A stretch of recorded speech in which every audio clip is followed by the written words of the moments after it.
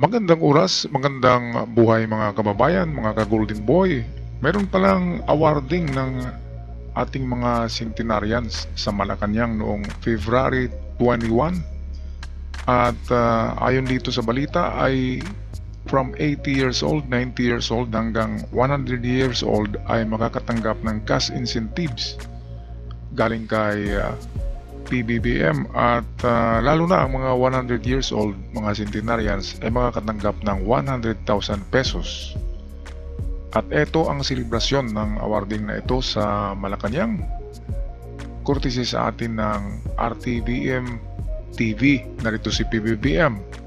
Maraming salamat sa ating Executive Secretary, Chief Luke Bersamin. Please, magsipo po tayo.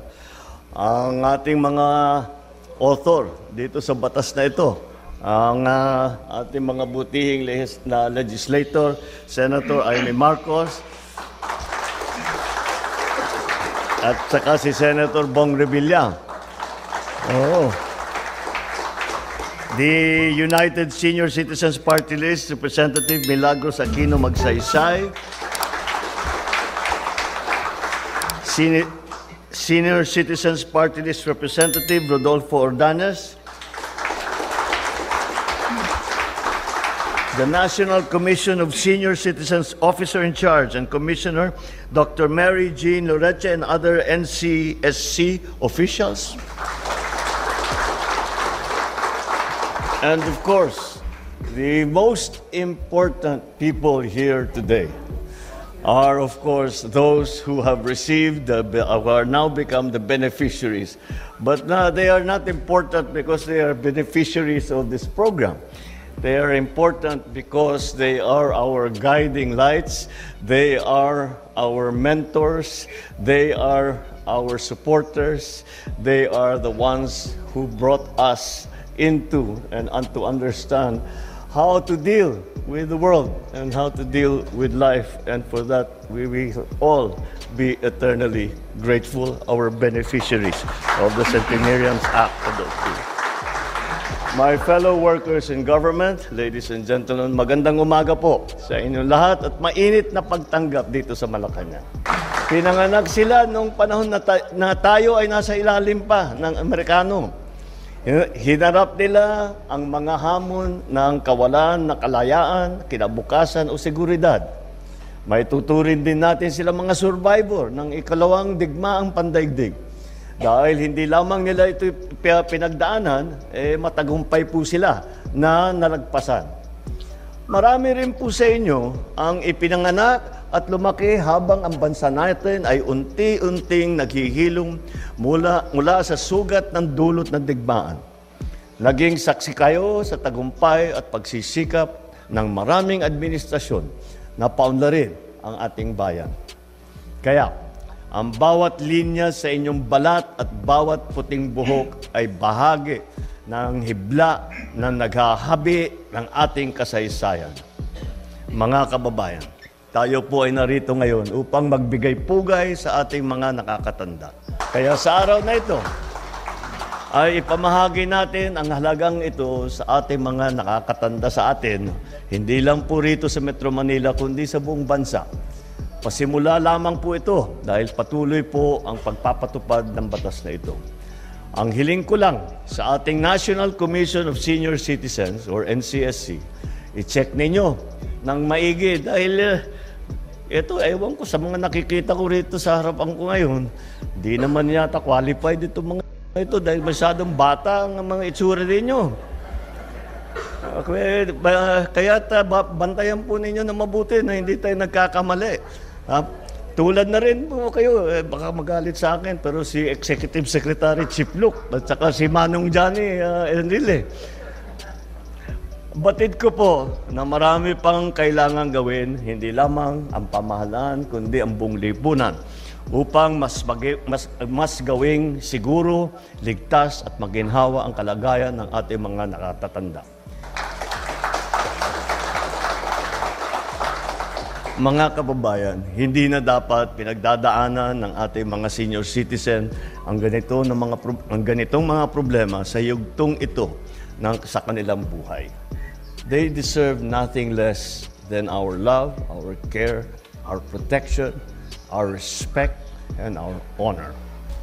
Kaya gumagawa tayo ng mga hakbangin upang mas mapapabuti ang kalagayan ng ating mga senior citizen. Sa ilalim ng Expanded Senior Citizens Act, ang mga senior citizens ay may karapatang makakuha ng 5 o 20% discount sa iba't ibang bagay sa serbisyo. Kasama sa 5% senior discount ang tubig at kuryente kung hindi hihigit sa 30 cubic meters na tubig o 100 kilowatt hours ng kuryente ang konsumo. Makakakuha naman ng 20% discount ang ating senior citizens sa transportasyon, sa gamot, sa serbisyong pangkalusugan at maging sa paglilibang. Wow, napakaganda ng benepisyo. Kasi noon, mga 10% lang yata eh.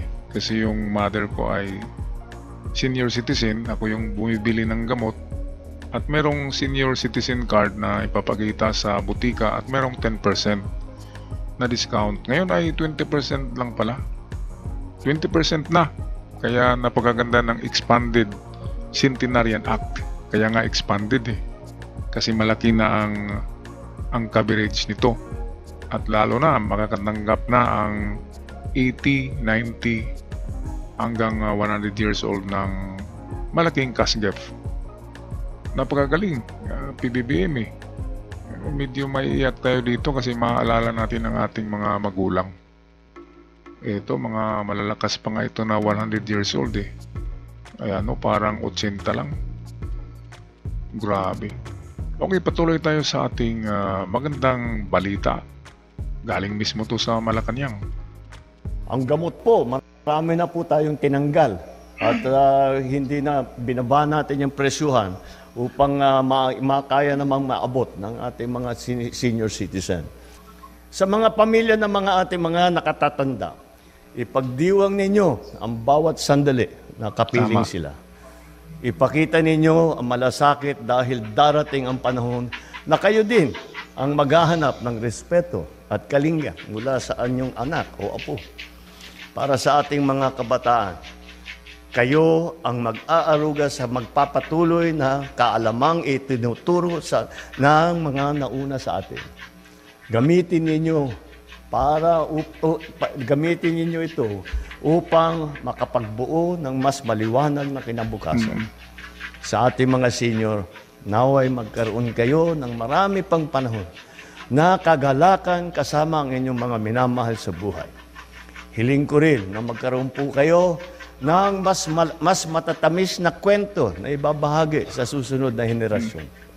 Sapagkat sa huli, ang ating mga senior ang nagdala ng liwanag sa ating mga tahanan.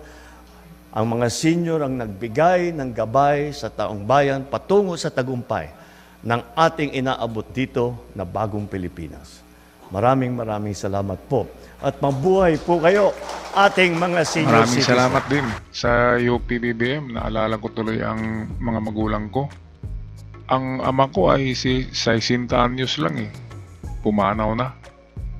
While ang aking ina ay 83 years old ang pagpanaw niya na edad at hindi siya umabot ng ganyan.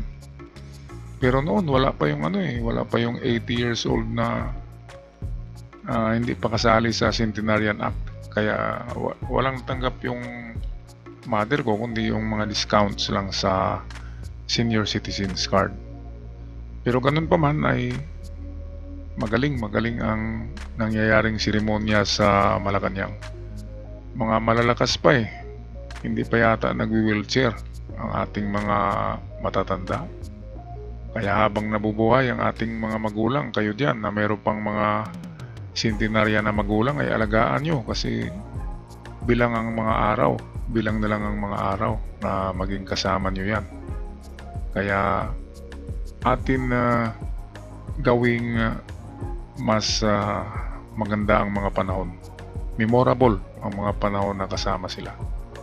Alright, so eto, meron akong tiningnan na artikulo sa Google kung ano ba talaga itong Expanded na Centenarian Act. Narito, atin na panoorin.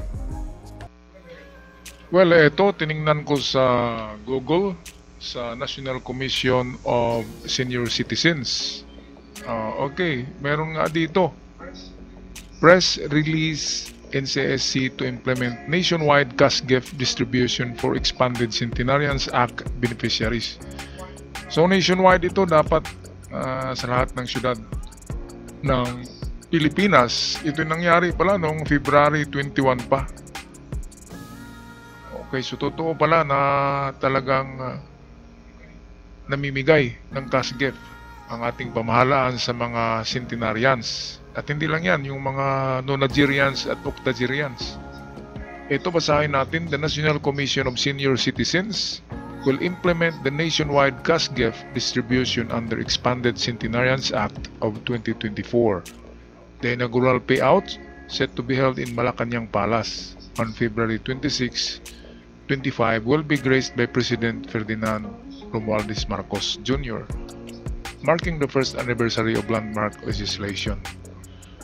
Through the efforts of NCSC, it is expected that over 2.9 billion in financial aid will be distributed to 275 senior citizens.